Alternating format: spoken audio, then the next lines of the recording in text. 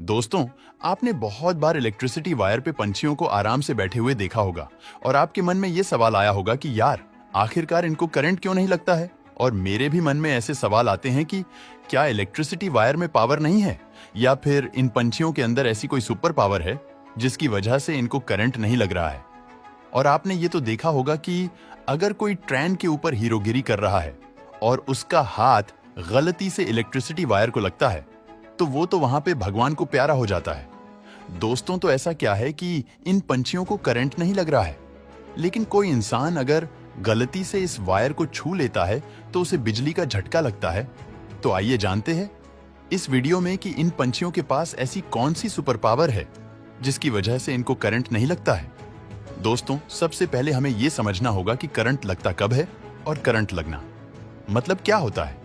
दोस्तों, हमें या फिर किसी भी जीव को इलेक्ट्रिक शॉक तब लगता है जब बॉडी में से इलेक्ट्रिक करंट फ्लो होता है, और ये इलेक्ट्रिक करंट हमारे इंटरनल ऑर्गन को डैमेज करता है, जिससे इंजरी या फिर डेथ होने के चांसेस होते हैं। जितना ज्यादा करंट फ्लो होता है उतना ही वो बॉडी के लिए डेंजरस होता है। तो अब हमें ये पता चल गया है कि जब हमारे बॉडी में से इलेक्ट्रिक करंट फ्लो होता है तब हमें शॉक लगता है। आप समझते हैं कि ये इलेक्ट्रिक करंट किसी भी ऑब्जेक्ट में से फ्लो होने के लिए क्या जरूरी होता है। तो दोस्तों, किसी भी ऑब्जेक्ट में इलेक्ट्रिसिटी फ्लो होने के लिए दो चीजें बहुत जरूरी होती है। एक तो इस ऑब्जेक्ट का मटेरियल और दूसरा potential difference between the object. तो इन्हें अब डिटेल में समझते हैं। जैसे कि हमने कहा ऑब्जेक्ट का मटेरियल, तो दोस्तों अगर हम इलेक्ट्रिसिटी को ध्यान में रखें तो मटेरियल दो टाइप के होते हैं, एक कंडक्टिंग मटेरियल और दूसरा है non conducting material. Conducting material वो मटेरियल होता है जिसमें इलेक्ट्रिसिटी फ्लो हो सकती है, जैसे कि कॉपर, आयरन या फिर रिनवेसिव मेटल्स। और नॉन कंडक्टिव मटेरियल वो मटेरियल होता है जिसमें इलेक्ट्रिसिटी फ्लो नहीं होती है, जैसे कि लकड़ी, प्लास्टिक, रबर एटसेट्रा।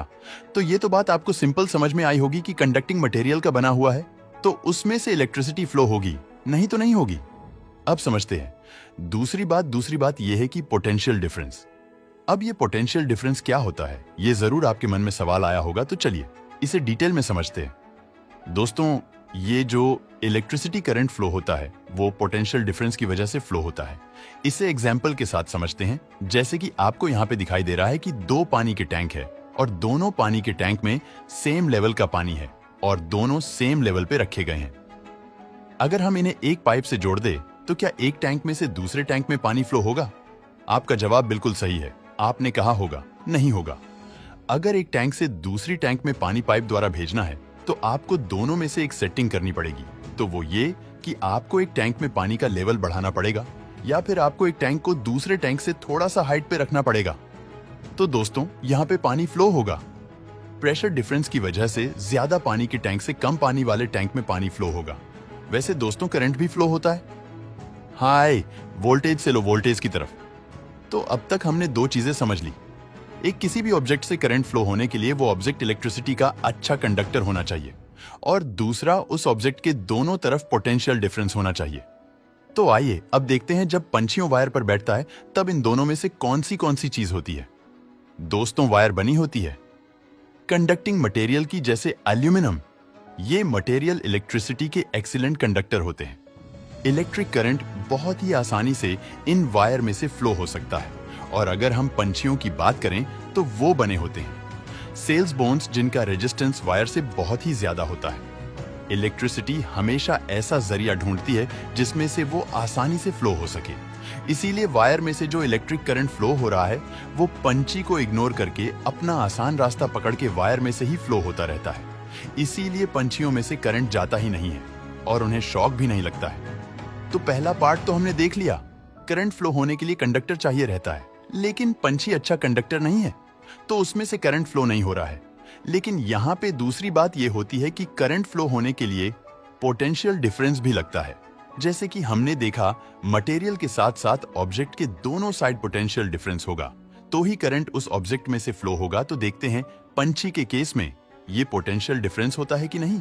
दोस्तों, पंछी इस वायर पर बैठते हैं, उसमें बहुत ही हाई वोल्टेज होता है, लेकिन पोटेंशियल डिफरेंस के लिए हाई वोल्टेज और लो वोल्टेज दोनों वोल्टेज जरूरी होते हैं।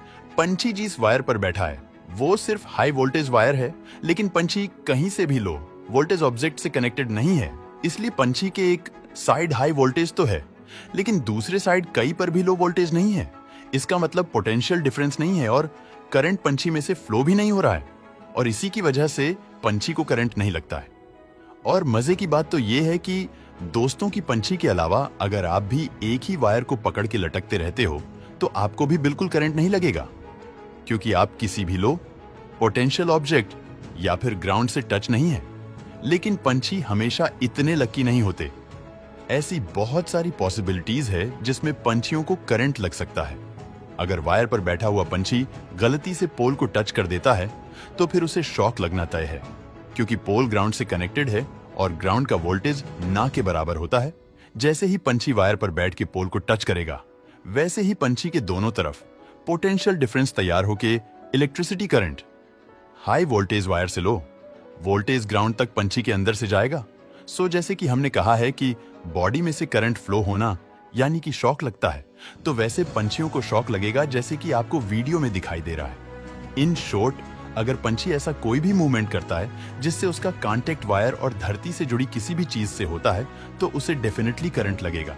ये खास करके बड़े पंछियों के साथ होता है। बड़े पंछी वायर पर बैठकर उनके पर फैलाते हैं और गलती से उनके पर दूसरी वायर को टच होते हैं। इसकी वजह से उन्हें करंट लगता है।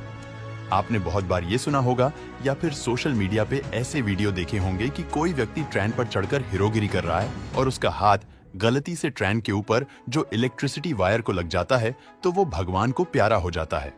व्यक्ति ट्रेन पर बैठा होता है और ट्रेन सीधा जाकर जमीन से जुड़ी होती है। जब व्यक्ति का हाथ वायर से टच होता है तो इलेक्ट्रिसिटी करंट वोल्टेज वायर से ग्राउंड की तरफ उस व्यक्ति के शरीर में से फ्लो होना शुरू होती है और बहुत जबरदस्त झटका लगकर उस व्यक्ति की जान चली जाती है। दोस्तों, अब समझ में आया कि पंछी के अंदर कोई सुपर पावर नहीं होती है।